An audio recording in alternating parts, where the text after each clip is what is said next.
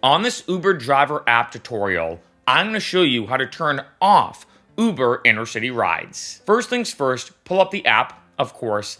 Then what you want to do is click the icon in the bottom left-hand corner. This is going to pull up all the different types of rides you can do in the Uber driver app. Then all you do is click Uber Intercity to uncheck it, and now you won't get any Uber intercity rides. Now, I have done an entire video about Uber intercity. I have it listed below in the description if you want to watch it, because you may be wondering, well, should I do this? Do I have to do this?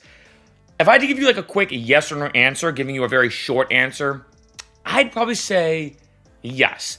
There's pros and cons like anything, but being honest, the big thing about Uber intercity is when you have it checked, when you have it enabled, you could potentially get a very lengthy ride, as it sounds, going from one major city, or small city, I guess, to another city.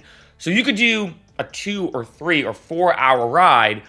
And what's kind of annoying about Uber intercity, at least in my opinion, is it doesn't really factor in the fact that not only do you have to drive there, and sometimes you could make a pretty decent amount doing one of those rides, but then you also have to drive all the way back. Now, if you do happen to use Uber intercity, like you're like, hey, Mark, I'm not gonna lie, that sounds great to me. I don't mind doing those really long 2, 3, 4 hour long rides. That works for me. I do suggest using the destination filter when coming back. Therefore, you could potentially get a round trip drive, which I feel like is the holy grail of doing Uber intercity, is not only going, like, say, 4 hours away or 2 hours away, whatever, but then also finding another ride that brings you exactly back to where you started.